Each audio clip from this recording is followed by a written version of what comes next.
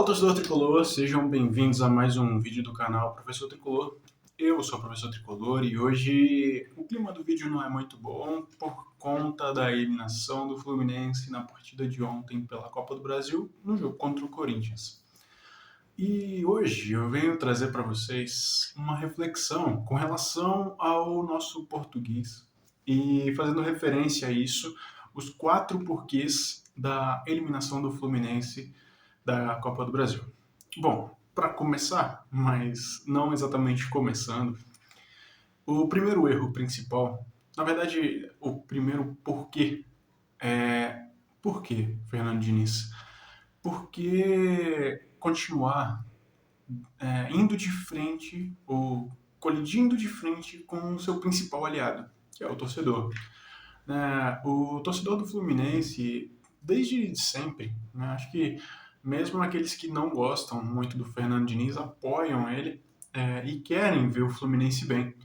E prova disso é o quanto o Fluminense tem levado torcedores ao estádio. É claro que a partir de agora, depois desse baque da partida de ontem, esse público vai reduzir um pouco, mas por quê? Porque tantas escolhas conflitantes, tantas decisões errôneas no caso da montagem do elenco.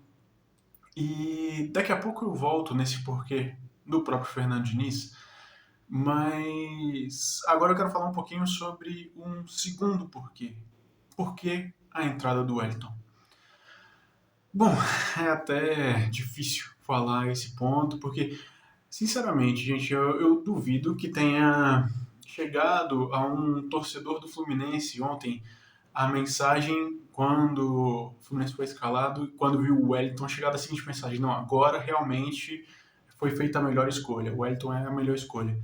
Eu vi algumas críticas com relação a em vídeos de outros canais, enfim, falando que independente de qual escolha que o Fernando Diniz fizesse, haveriam questionamentos e, de fato, menos essa. Eu acho que a escolha do Wellington não haveria contestação. Assim, ninguém seria contra ele não entrar. Né? O Wellington em nenhum momento representou alguma segurança, em nenhum momento representou que é jogador para grandes momentos, não no Fluminense. E quando ele entrou, quando a escalação saiu, eu sinceramente olhei e pensei, putz, e agora? O que a gente vai fazer, né?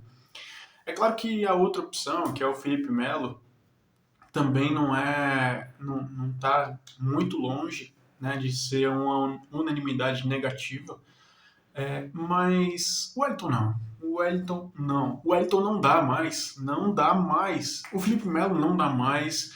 E infelizmente, gente, porque são jogadores com carreiras vitoriosas, são jogadores que jogaram em grandes clubes, mas não dá. A gente precisa entender que grandes jogadores acabam seus ciclos e, enfim, chegou. É uma pena que tenha chegado num momento desse.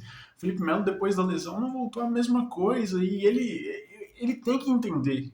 O Felipe Melo tem que entender que ele pode ser importante dentro do vestiário, não dentro do campo. Eu já trouxe isso há alguns vídeos atrás. Talvez um dos primeiros vídeos que eu lancei foi exatamente falando sobre isso, a importância de um líder, de um campeão, de um capitão dentro do clube, não dentro do campo.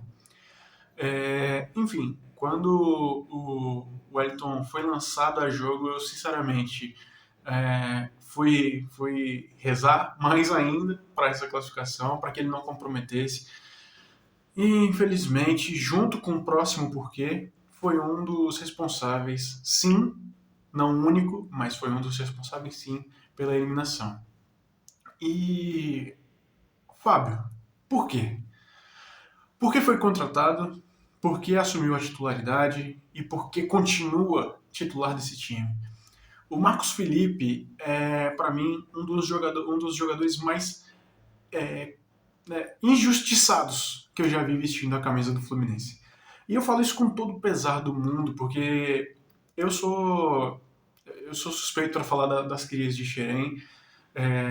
Gosto da grande parte, apesar de saber que muitos deles não vingaram, mas, cara, o que o Marcos Felipe fez para ser simplesmente renegado dentro do Fluminense. Não entra em nenhuma partida. Não entra em campeonato, não entra em Copa, não entra em nada. E possivelmente não entraria nem em amistoso. É difícil entender por que o Fábio, mesmo cometendo erro atrás de erro, tá certo que na Libertadores não era o Fernando Diniz ainda, mas, enfim, quando o Fernando Diniz chegou, todo mundo sabia que o Fábio tinha limitações técnicas com relação ao pé. E eu nem digo que o lance de ontem foi isso. O lance de ontem tá mais para um lapso, uma... Acho que nem...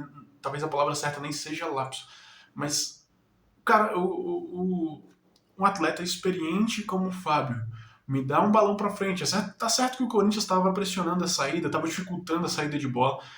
O Fábio me dá uma saída, um balão para frente, que muita gente fala que o Fluminense tem que sair jogando desse jeito algumas vezes. Enfim, concordo. Mas não dá, né? Não dá para sair uma bola daquela, um balão daquele. Primeiro, a, o toque de cabeça do Balbuena é normal. A raspada do Roger Guedes, até aí tudo bem. Mas aí começa o primeiro erro, né? O primeiro erro foi no balão do Fábio, e daqui a pouco eu volto nesse primeiro erro. Mas o segundo erro é do Wellington, por primeiro, não cometer a falta, e segundo, ser extremamente lento para acompanhar um Renato Augusto que não é rápido.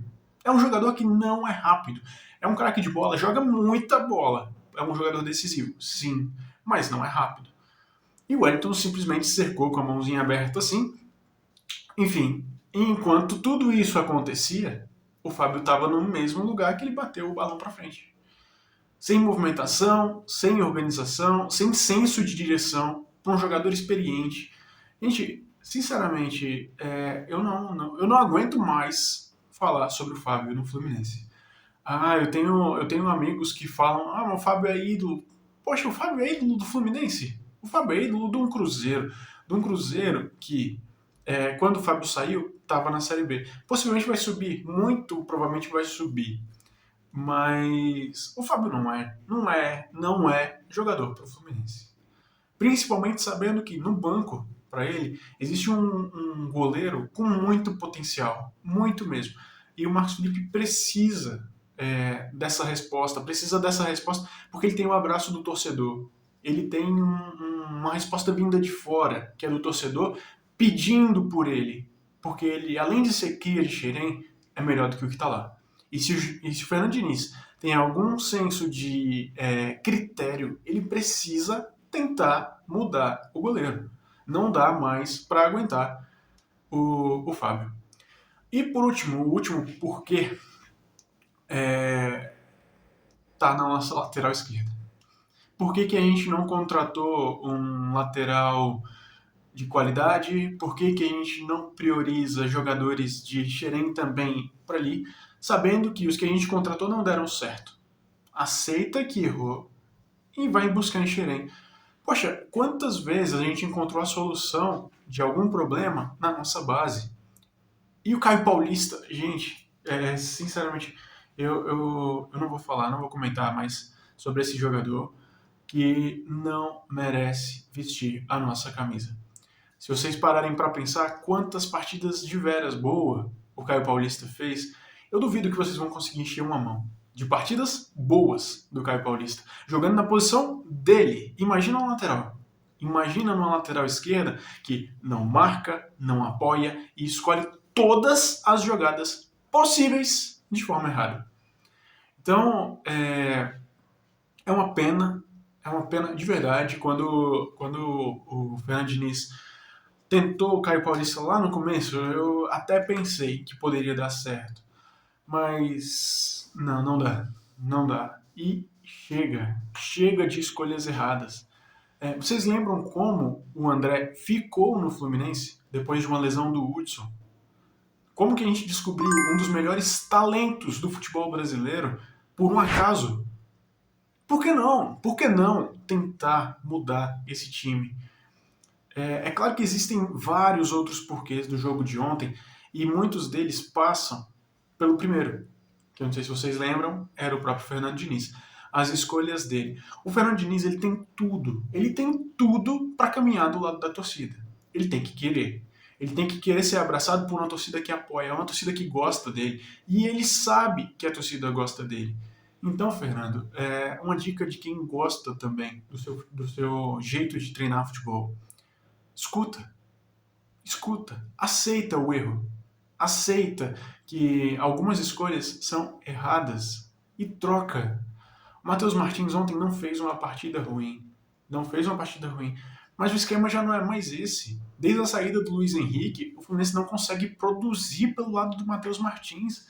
E ontem o Nathan entrou bem na partida. Entrou bem numa função que não é exatamente a do Matheus Martins. Mas mudando o esquema, por que não? Por que não tentar fazer dar certo de um outro jeito, ocupando um pouco mais o meio-campo, trazendo um pouco mais de consistência até defensiva, mas porque você tira um atacante e volta no meio-campo, você consegue ocupar mais espaços. Então, bom, esses para mim são os 4 principais porquês da derrota do Fluminense de ontem.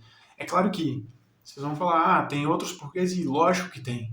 Tem os porquês também da temporada do Fluminense ser, por mais que seja acima do esperado, e sim, é acima do esperado, porque eu particularmente, apesar de amar muito esse clube, de torcer muito para que a gente seja campeão o mais rápido possível, eu tinha consciência de que ser campeão brasileiro era uma luta gigante. A gente poderia? Sim, a gente poderia. Mas a gente ia bater de frente com poderosos e com investimentos muito maiores do que o nosso. O Fluminense tem se estruturado, o Fluminense tem encaminhado bem.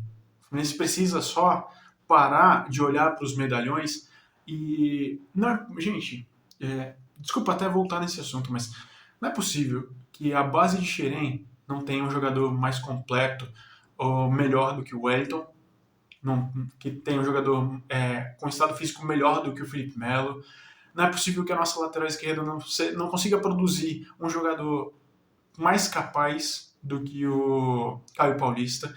E, enfim, suprir algumas necessidades. Gente, Xerém não vai salvar o mundo, não vai. Mas pode suprir algumas necessidades. A gente só precisa parar, analisar e colocar. Colocar em campo, acreditar no que a torcida sempre fala, né? Dos moleques de Xerém, que decidem e decidem mesmo. Então, Fernando, uma última dica, enfim, eu não sou ninguém para falar sobre isso para você. Você é um profissional capacitado, que comete erros assim como qualquer outro profissional. No Fla-Flu, muda, porque a torcida quer te abraçar. Você tem tudo para fazer história no Fluminense. Ontem, antes do jogo começar, o Mário deu uma entrevista ao Sport TV, falando que a ideia dele é tornar o futebol que o Fernando Diniz aplica no profissional uma referência para a base do Fluminense. Isso é uma excelente notícia.